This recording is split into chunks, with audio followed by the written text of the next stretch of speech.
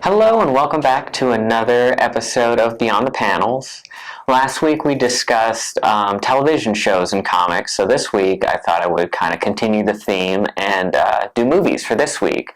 So I picked out a few titles of some movie-related graphic novels that we have. My first one is probably well-known, both the book and the movie, to a lot of you. I know it's a lot of people's favorite movie, V for Vendetta, which was written by Alan Moore. Alan Moore has quite a few of his works in movies nowadays. He is the person that wrote Watchmen, which had the movie and now it's the series. He also did League of Extraordinary Gentlemen, which is an interesting movie. It's fun, but not really like the comic. And League of Extraordinary Gentlemen has had several different incarnations in the comics. He also is responsible for From Hell, which is about Jack the Ripper. But V for Vendetta is pretty true to the movie. Switch that reverse is pretty true to the book. The movie is pretty true to the book. And though it's a bit grittier and darker, honestly, in the book. And Alan Moore is usually a heavy read, so it will take you a while to get through, but it is one of those books that everybody should read in their lifetime. It's just a gorgeous, gorgeous read. My next one is Red. This one spawned two movies. It had John Malkovich, Bruce Willis, and it's about a retired spy that gets pulled back into the game, and it's kind of a quirky, fun, action-packed read. It's by Warren Ellis, who is another kind of weird, prolific writer who has written a number of things for a multitude of comic book companies, and usually if you see his name on something, it's going to be a fun read. And my next one is actually a nonfiction book. It's My Friend Dahmer by Derf, Backderf. It's actually written by a person that went to high school with Jeffrey Dahmer, and when he grew up he became a journalist and a cartoonist, and one day one of his old friends called him and he's like, "Hey, do you remember Jeffrey? It turns out he's a crazy serial killer." And so he wrote about, they weren't necessarily friends because Jeffrey Dahmer didn't really have friends, but they were kind of the clique that hung out with him. And it's kind of a troublesome read because it kind of makes you feel sympathetic for Jeffrey Dahmer, because even at a young age there was clearly something wrong with him, but nobody took the time to address it. So it's definitely an interesting read, and Derf Backderf has a very interesting art style. We actually have another sort of non-fiction graphic that he did about his time working as a garbage man that isn't related to anything about Jeffrey Dahmer, but just the trials and tribulations of working on a garbage truck. That was actually really interesting.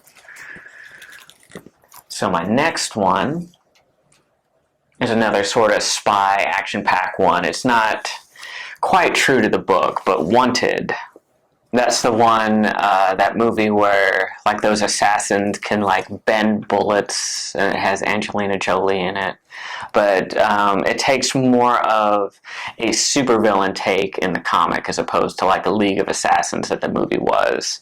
And this is written by Mark Millar, who wrote Civil War, which is kind of loosely what the Captain America movie was based off of, and he is also the one that did Kick-Ass, which spawned several movies as well. So my next one is another really famous one. It is Akira, which is a manga by Katsuhiro Otomo. And although it was written in the 80s, it's actually set in 2020. So it's very timely, but it has to do with oddly enough, global calamity, and the the desolation in Japan, and the rise of street gangs and these weird telepathic mutants. And it is another one of those quintessential graphic novels that you should definitely read in your lifetime. It is 6 books. They're pretty chunky, but it is definitely worth it, and it's a gorgeous animated movie as well. And so my next one is Valerian and Loreline. The movie that just came out last year before last, was A City of a Thousand Planets, which is kind of weird because that's actually the title of the second book. This is actually a French graphic novel from the 60s, and they're actually really progressive for the time. It's very interesting, where essentially Laureline was the smart one, and Valerian was kind of like the dumb, sort of bumbling one, as opposed to usually in the States it was kind of the female counterpart that was kind of the bumbling comedy relief. But in this one, she's actually the savvy one. And in reading a lot of these, they inspired Star Wars and Star Trek. And they deal with lots of different issues like women's suffrage, the allocation of tribal land, and things like that. And they are spatio-time officers, so they deal with other planets as well as time travel. So you can actually pick up any of these, and they're fairly self-contained. I believe now we have at least 10 volumes in the system, and the storytelling and art in them is just awesome. Then my last one for today is Hellboy by Mike Mignola. Hellboy spawned several movies. They tried to do a reboot a few years ago that wasn't quite as good as the original movies, but usually anytime you see Mike Mignola on something, all his work is really quality, and it usually harkens back to folklore from all different countries and ethnicities. And we have several of his books in the system.